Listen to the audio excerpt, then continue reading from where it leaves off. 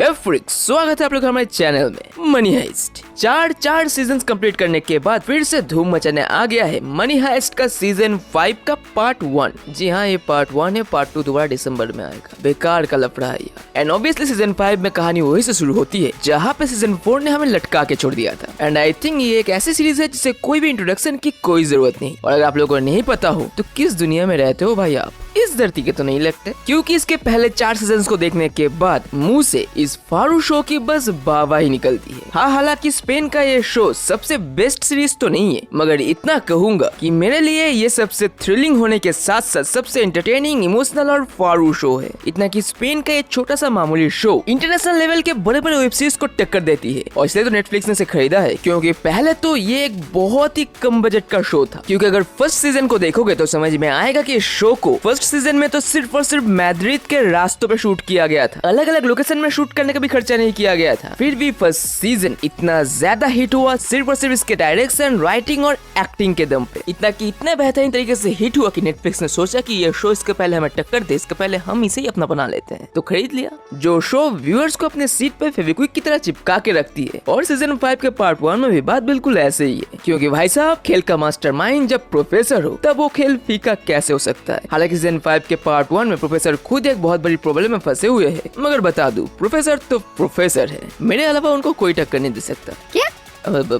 लेकिन प्रोफेसर के बिना चोरी का क्या होता है और टीम मेंबर्स की कितनी लाचार हालत होती है, ये तो सीजन में आपको साफ साफ महसूस होगा। चोरी का क्या हुआ, टीम मेंबर्स कैसे आगे बढ़ेंगे और प्रोफेसर के खुद के साथ क्या होगा, वो हमें ये सीजन बड़े ही फील के साथ दिखाती है। और प्रोफेसर के बिना टीम मेंबर मतलब बाप के बिना नादान बच्चे। और इसलिए कैसे चोरी और टीम मेंबर्स ट्रैक पे वापस आते हैं या फिर नहीं आते हैं, और कैसे दिमाग लगाकर मिलिट्री का सामना करते हैं, वो थ्रिल और फील इस सीजन में जान फूंक देती है। क्योंकि इस बार जो हुआ वो बिल्कुल ही पहले से नया और अलग था। क्योंकि बहुत सी चीजें इस सीजन में इस बार हुई है जो पिछले किसी भी सीजन्स में नहीं हुई थी। और सच मानो इस बार माहौल जरूरत से ज्यादा गर्म और कई गुना खतरनाक है। इस बार सच में कत्ले आम मच जाती है, खून खराबा होता है और काफी लोगों के उसूल भी टूट जाते हैं। और सबसे बेस्ट था इस हर एक एपिसोड का थ्रिल। जो थ्रिल और टेंशन हर एक मिनट आपके आंखों को स्क्रीन पे टिकाए रखती है और कानों को खड़ा रखती है। और ये सीरीज को दिल थाम के देखना पड़ेगा, क्योंकि कौन कहा कब मर जाएगा, ये टेंशन आपको हार्ट अटैक दिला देगी। कुछ सीन्स गूज़बम्प्स दे जाती है, और हो सकता है कि कुछ फ्लैशबैक्स आप लोगों को थोड़ी सी बोरिंग और बेमतलब की लग सकती है। मगर सच मानो मनी हाइस्ट में अगर वो सीन्स दिखाए जा रहे हैं तो उसके पीछे कुछ रीजन या लिंक तो जरूर होगी,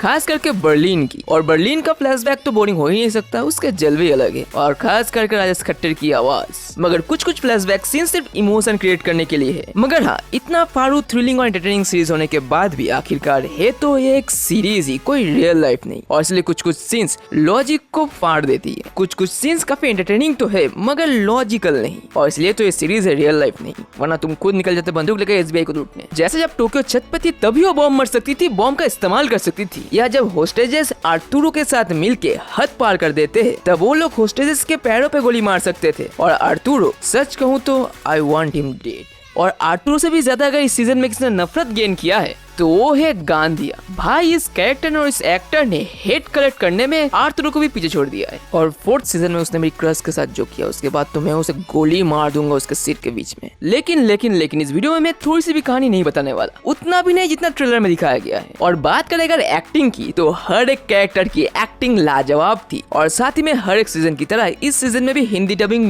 मस्त थी, खास करके बर्लिन की। और ये सीजन भी हर एक सीजन की तरह हमारे साथ वही करता है, एक थ्रिलिंग मोड पे लटका के छोड़ के चली जाती है। सिर्फ फर्क यह है कि इस सीजन का पार्ट 1 आखिर में एक बड़ा धमाका मचा के जाती है और साथ में बहुत ही इमोशनल कर जाती है और बेताब कर देती है नेक्स्ट पार्ट को देखने के लिए, जो कि 3 महीने बाद दिसंबर में निकलेगी। एंड सच में